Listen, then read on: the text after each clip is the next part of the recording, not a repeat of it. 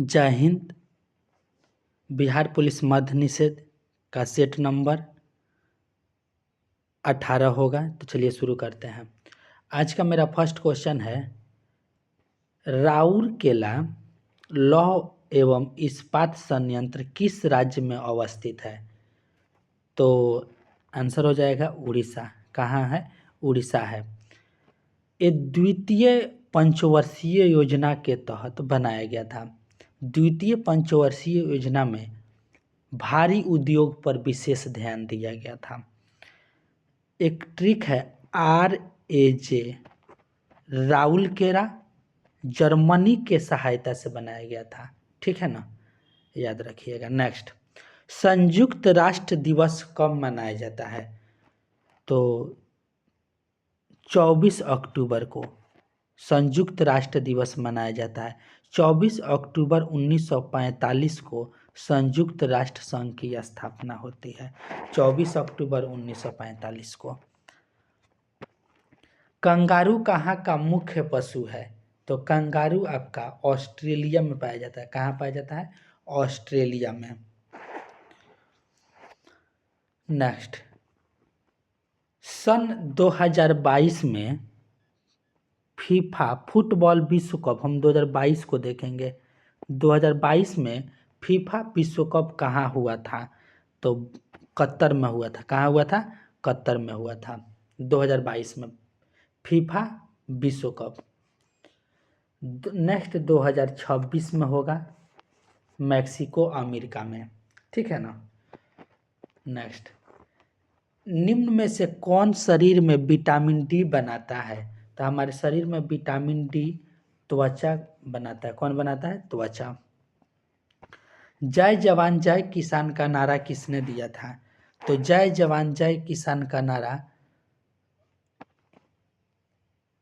लाल बहादुर शास्त्री दिए थे। कौन दिए थे? लाल बहादुर शास्त्री।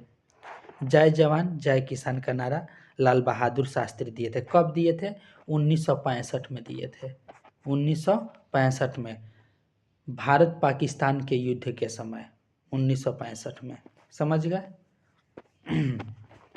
संतोष ट्रॉफी का संबंध किससे है? तो संतोष ट्रॉफी का संबंध फुटबॉल से है। फीफा का संबंध किससे है? फुटबॉल से है। नेक्स्ट, यूनेस्को का मुख्यालय कहाँ है? यूनेस्को का मुख्यालय पेरिस में है। कहाँ है? पेरिस में है यूनेस्को। और यूनिसेफ न्यूयॉर्क में। यूनिसेफ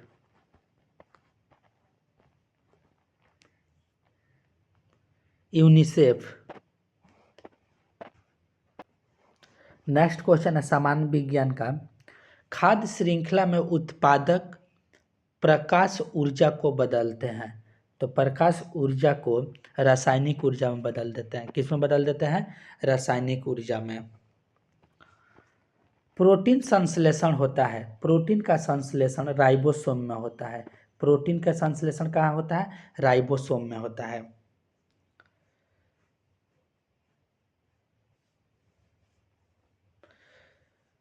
राइबोसोम में RNA राइबोन्यूक्लिक एसिड एवं प्रोटीन होता है।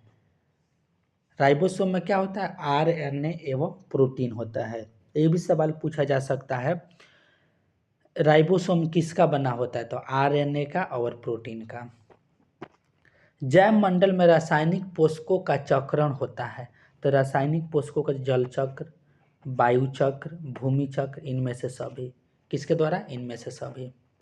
नेक्स्ट, भारत में खरीफ फसल का मौसम होता है। एगो रबी और एक खरीफ। खरीफ में आपका चावल आ जाता है। क्या? चावल। तो खरीफ चावल कब बोया? जुलाई में बोया जाता है और अक्टूबर नवंबर में काट लिया जाता है। नेक्स्ट, दिसंबर 1984 में घटी भोपाल गैस दुर्घटना में किस जहरीली गैस का रिसाव हुआ था? तो methyl isocyanide, MIC, MIC, MIC, methyl isocyanide, methyl isocyanide. Next, आहार श्रृंखला में मौजूद मेढक टिड्डा, घास और सांप में यदि घास प्रथम स्तर पे है तो तृतीय स्तर पर क्या होगा? देखिए घास, घास को कौन खाएगा? टिड्डा, टिड्डा को कौन खाएगा? सांप, सांप को कौन खाएगा? सॉरी, टिड्डा को कौन खाएगा? मेढक, मेढक, अब मेढक को कौन खाएगा? सांप।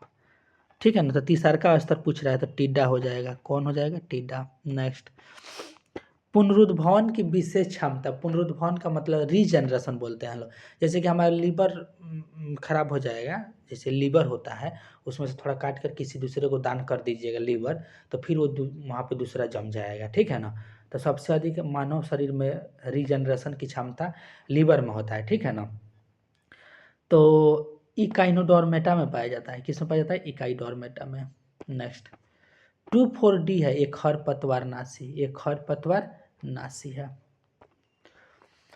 आपतन का कोण इनके बीच का कोण होता है। देखिए आपतन का कोण, आप परावर्तित किरण तो इसमें नहीं आएगा, परावर्तित तो नहीं आएगा। सतह पर अभिलंब तथा आपतित किरण के बीच के कोण को आपतन कोण बोलते हैं। अभिलंब, जैसे कि मान लेते हैं जे ये मेरा एक सतह हो गया, यहाँ पे प्रकाश किरण आ रहा है, ये आपका लंब हो गया, तो ये जो एंगल बनेगा उसी को आपका आपतन कोण बोलते हैं। लो इसको आई द्वारा इंडिकेट करते हैं। कैक्टस में पाए जाने वाले अनुकूलन है, तो 70 नंबर का बताइए। कैक्टस में पाए जाने वाले अनुकूलन है, कैक्टस में पाए जाने वाले अनुकूलन है 70 नंबर। परिणाम एवं पर्णशूल, परिणाम एवं पर्णशूल।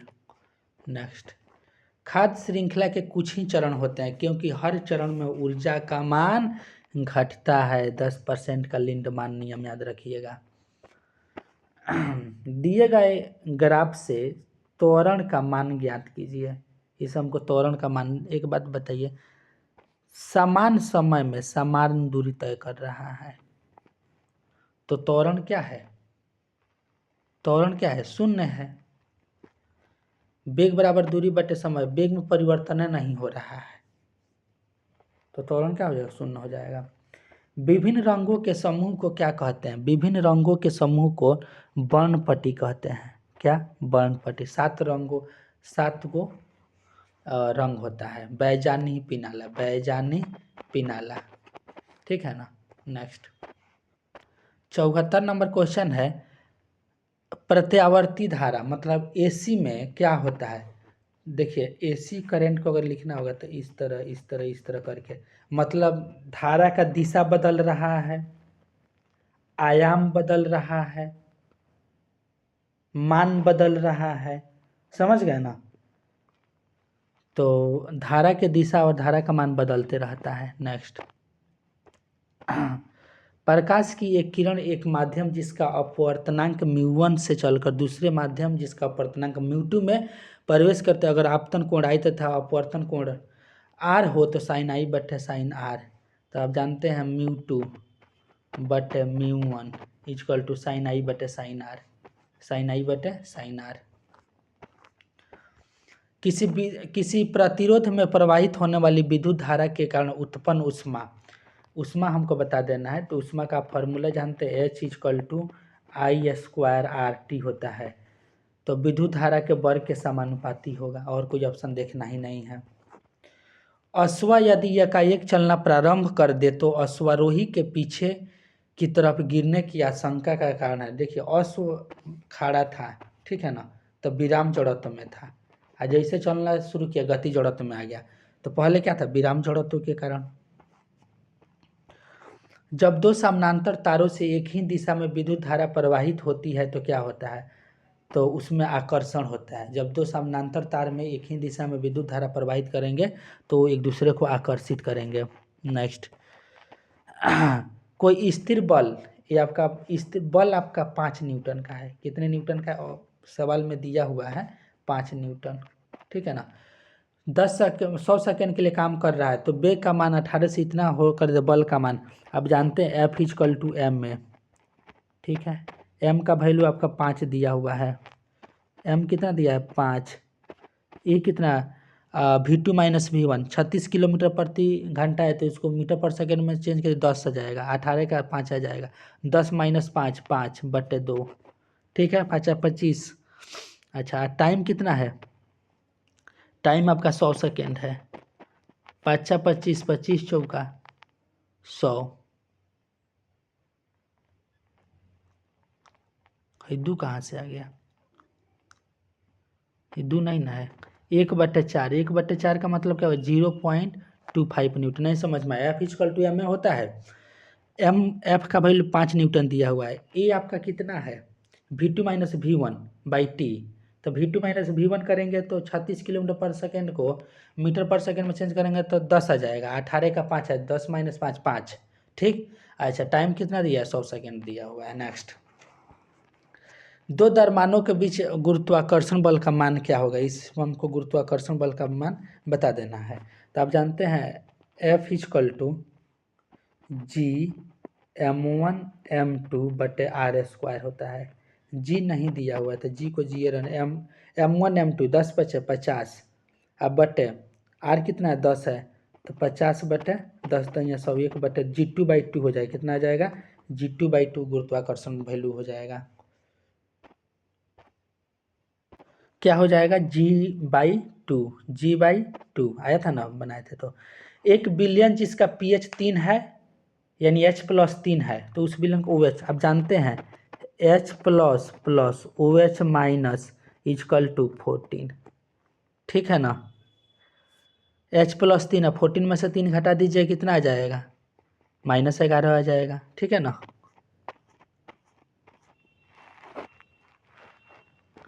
चलिए नेक्स्ट, एक इलेक्ट्रॉन का भार एवं आवेश। इलेक्ट्रॉन पर निगेटिव चार्ज होता है। धन आवेश तो काट दीजिए, धन आवेश नहीं होगा।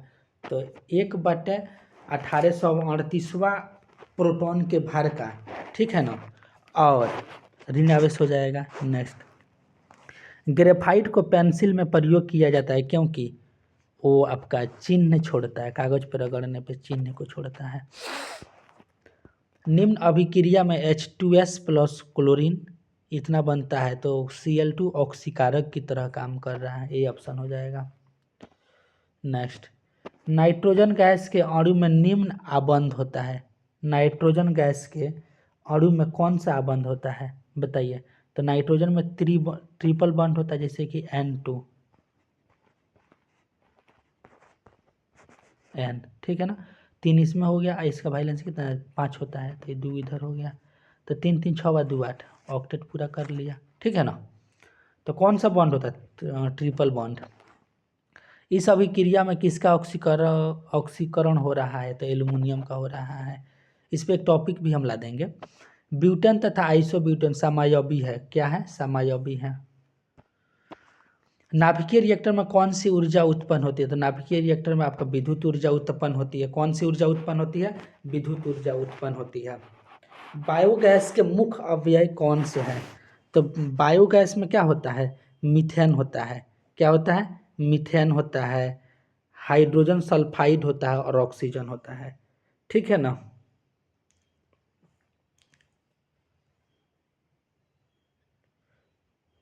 नेक्स्ट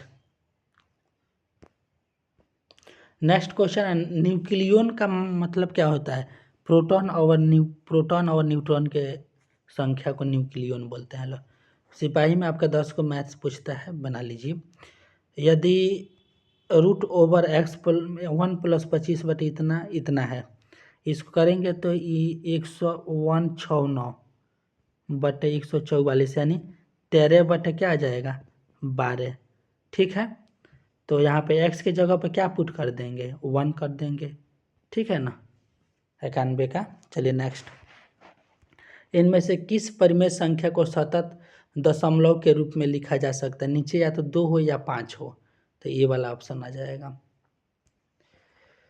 यदि किसी द्विघात समीकरण के मूलों का योग एवं गुणनफल इतना है तो समीकरण क्या होता है? x² - α + β x + α × β। तो x² - 6x + 3।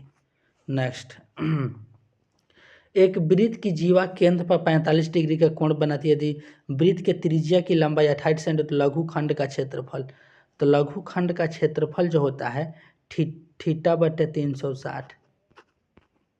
पाई r square minus 1/2 r square sine theta. ठीक है ना, बैठा लीजिएगा। आपका आर कितना 28 सेंटीमीटर, थीटा कितना 45 डिग्री है, आ जाएगा आंसर। दिया हुआ है मौसम बराबर इतना और लसव इतना है का, तो आर का मौसम गुना लसव बराबर पहली संख्या गुना दूसरी संख्या क्या, तो 11 गुना इतना कर लीजिएगा। चलिए नेक्स्ट, यदि एक वृत्त के त्रिज्य खंड की त्रिज्या r है और वृत्त के केंद्र पर x डिग्री कोण बनाता है तो त्रिज्य खंड का क्षेत्रफल थीटा बटे 360 पाई आर स्क्वायर, तो x बटे 360। एक व्यापारी ने किसी वस्तु को 20% की हानि पर बेच दिया। यदि उसे वस्तु को 100 में अधिक में बेचा तो 5% का लाभ होता है। देखिए इस क्वेश्चन को बनाने का बेस्ट अप्रोच है, जैसे कि 100 हो गया, बोल रहा 20% की हानि पर बेच दिए, मतलब 80 में बेच रहा है। 100 रुपये तो 5% का लाभ होता, 105 में बेचता। ठीक है, अंतर कितना का है 25 का, 25 बराबर 100, तो 1 बराबर 4, 400 रुपया। तो वस्तु का क्रय मूल्य कितना है 400 रुपया है। नेक्स्ट को, यदि अल्फा और बीटा द्विघात समीकरण इतना का मूल्य है तो इतना का वैल्यू, इसको सॉल्व कर लीजिएगा। तो alpha plus beta by alpha into beta, alpha plus beta minus b by alpha into beta c by a कर लीजिएगा। गुणनफल इतना के इकाई अंक, इसमें कहीं 85 आएगा, 85 में 2 से गुना करेंगे 0 आ जाएगा। ठीक है ना, तो इसका इकाई अंक कितना हो जाएगा 0 हो जाएगा। नेक्स्ट, यदि एक त्रिभुज के शीर्षाभिमुख कोण, एक त्रिभुज बना लीजिए ए बी सी, शीर्षाभिमुख कोण 130 डिग्री है। ठीक है, 130 डिग्री। तो आधार के समद्विभाजकों के बीच यानी हॉई वाला एंगल बता देना है। तो 90 + a/2 नहीं होता है, 90 + 65, 30 का 130 का आधा करेंगे 65 आ जाएगा, 5 9 6 15, 155 डिग्री आ जाएगा। कितना आ जाएगा 155 डिग्री। ठीक है ना। ओके, थैंक यू एंड जय हिंद। अगर मेरा सेट अच्छा लगा हो तो लाइक शेयर और सब्सक्राइब कर दीजिएगा। Bye bye.